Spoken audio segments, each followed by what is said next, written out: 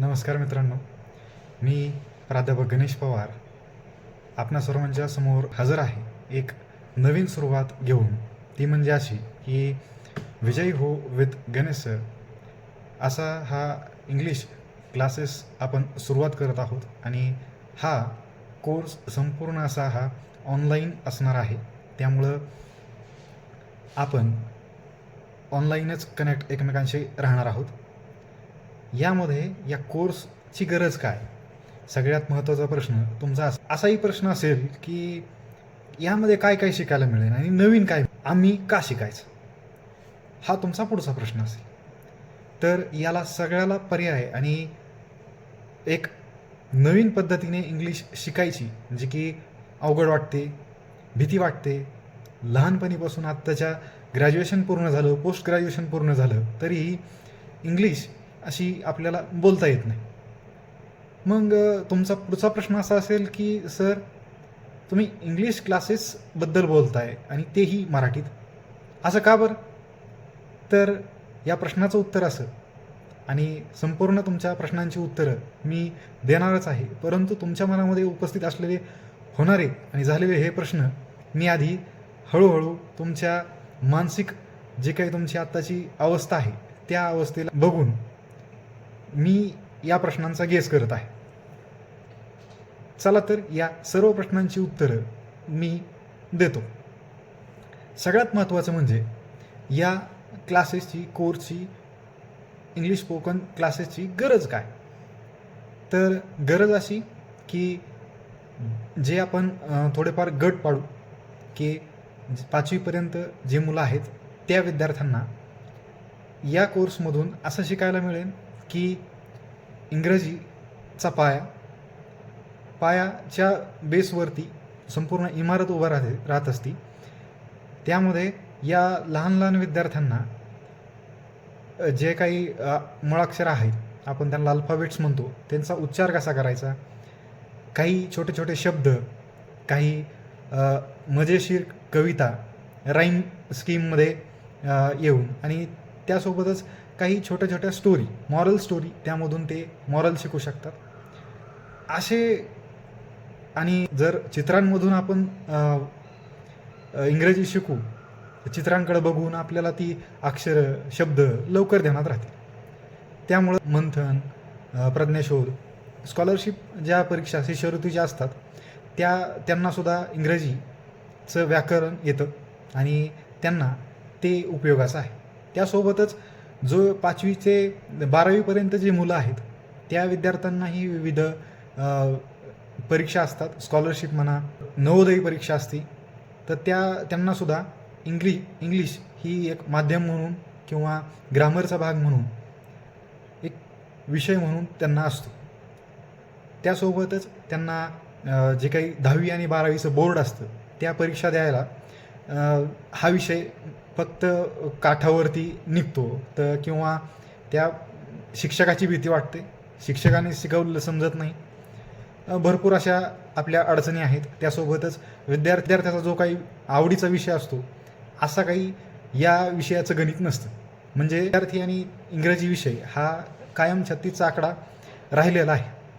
त्यामुळं आपल्याला या सर्वांना पर्याय म्हणून एक मजेशीर पद्धतीने इंग्रजी कशी शिकता येईल यासाठी आपण प्रयत्न करणार आहोत, आणि त्याचा जो डिझाईन आहे ते आपण केलेली आहे. मुलं 12वी नंतर, 12वी सुटल्याच्या नंतर जे नीट देतात, JEE देतात, बाकीच्या एंट्रन्स एक्झामसाठी तयारी करतात, MS CET देतात, या परीक्षांनासुद्धा इंग्रजी ही असते.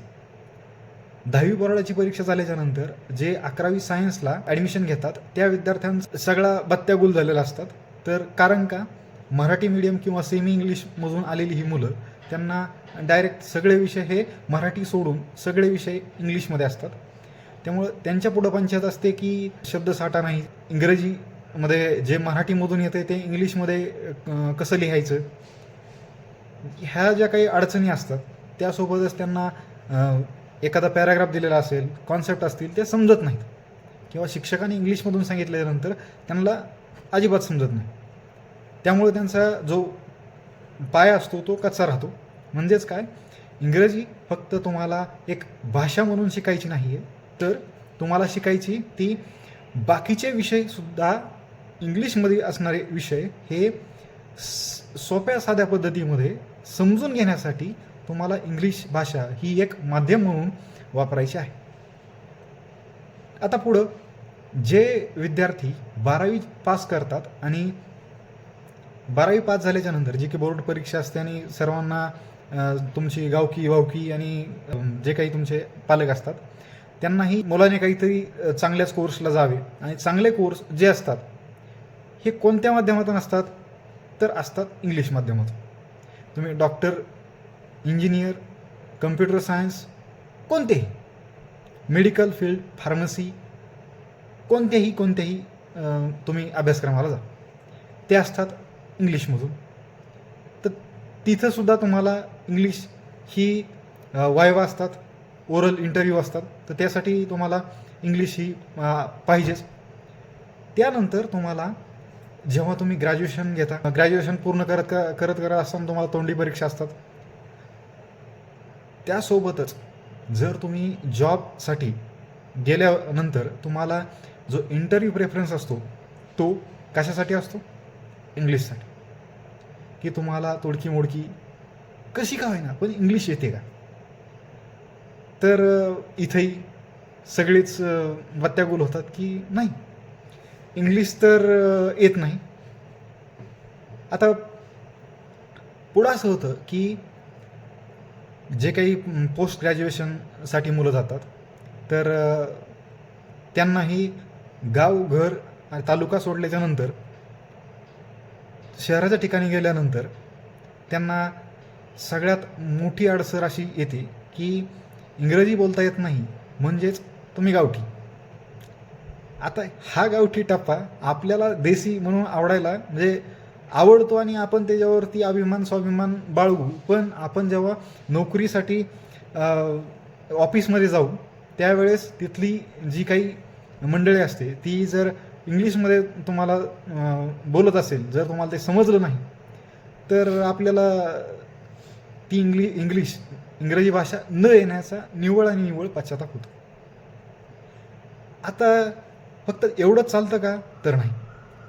सर्व मुलं ही जी BSc, BCom, BA केल्याच्या नंतर ग्रॅज्युएशन, पोस्ट ग्रॅज्युएशन केल्याच्या नंतर स्पर्धा परीक्षा करतात. हा सगळ्यात मोठा भाग आहे.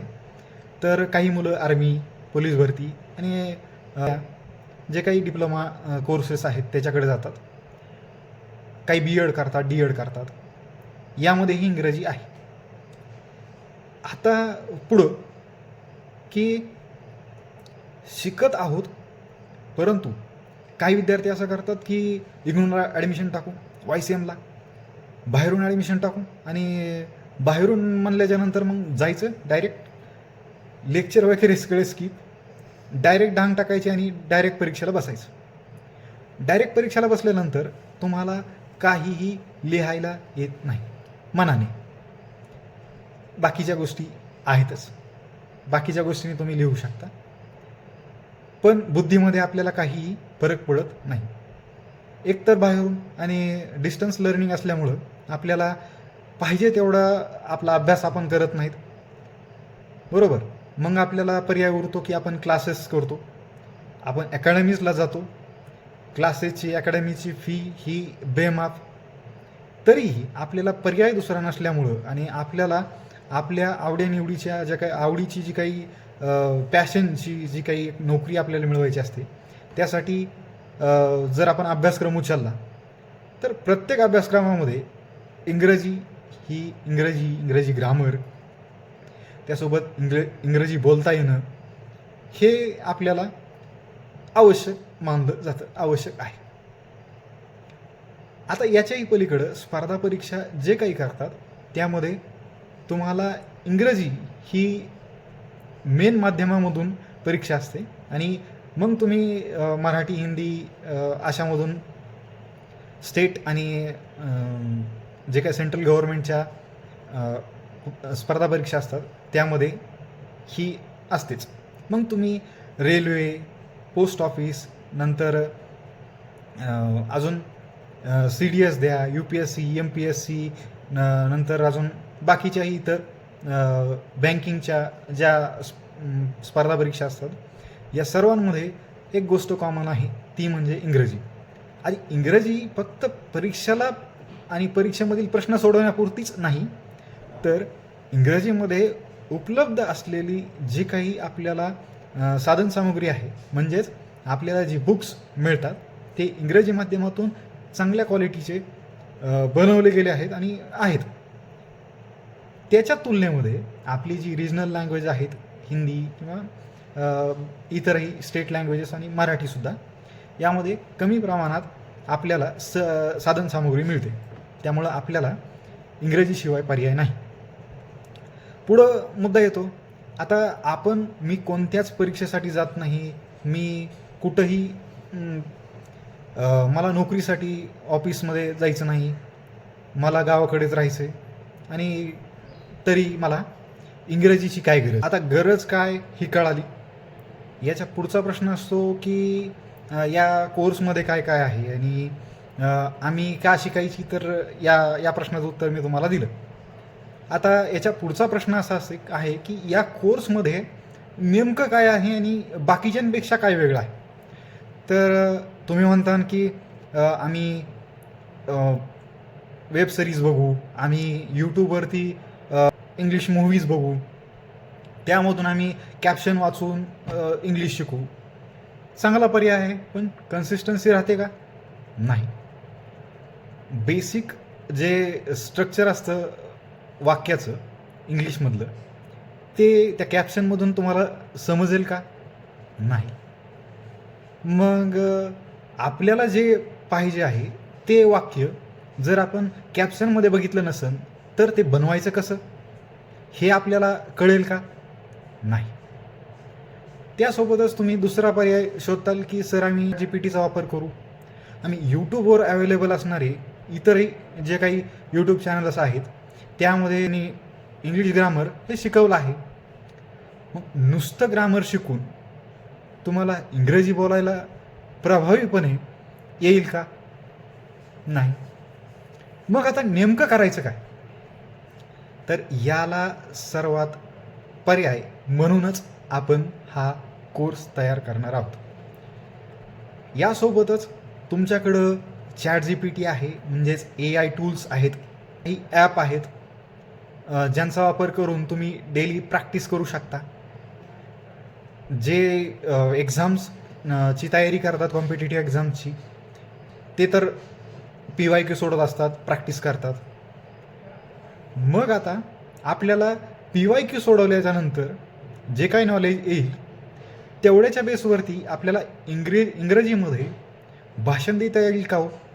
कारण का जेव्हा सिलेक्शन होईल आणि सिलेक्शन झाल्याच्या नंतर जर आपण 5-50 विद्यार्थ्यांच्या पुढं मार्गदर्शन करण्यासाठी उभा राहिलो, तर त्यांनी इंग्रजी माध्यमाची जर अपेक्षा व्यक्त केली तर आपण इंग्रजीमध्ये आपण क्वेश्चनमध्ये म्हणजे क्वेश्चन पेपर आपण सोडवला आहे, आपल्याला चांगले मार्क्स आलेत लेखीमध्ये, पण बोलण्याचं काय? आपली बोलण्याची प्रॅक्टिस ही इंग्रजीमध्ये नसल्यामुळं यामुळंच आपण इंग्रजीमध्ये बोलू शकू का? तर नाही. मग करायचं आहे काय? तर या सर्वांचं मिश्रण आणि एक प्रॉपर प्लॅन्ड असा हा कोर्स आपण तयार करणार आहोत आणि याच्या माध्यमातून आपण इंग्रजी ही विविध साधनांचा वापर करून विविध टेक्निक्स, जे काही टीचिंग टेक्निक असतात, लर्निंग टेक्निक असतात, ही जे काही हा जो कोर्स आहे हा स्टुडंट सेंटर्ड असणार आहे. यामध्ये एक शिक्षक हा फक्त इन्स्ट्रक्शन देईल, त्या माध्यमातून विद्यार्थ्यांनी कृती आणि प्रॅक्टिस आणि कन्सिस्टन्सी ठेवली तर विद्यार्थी चांगल्या प्रकारे इंग्रजी लिहू, बोलू, वाचू शकतो. त्यासोबतच नवनवीन जे काही उपक्रम असतील तर त्या उपक्रमांच्या माध्यमातून म्हणजे हा कोर्स पूर्ण केल्याच्यानंतर तुम्ही इन्कम जनरेट करण्याच्या लेवलचे असू शकाल का, बनू शकाल का? तर नक्कीच फक्त आणि फक्त या कोर्समधून इंग्लिश स्पोकन ही नसल तर या पुढे जाऊन आपण रेव्हेन्यू जनरेट करू शकू का?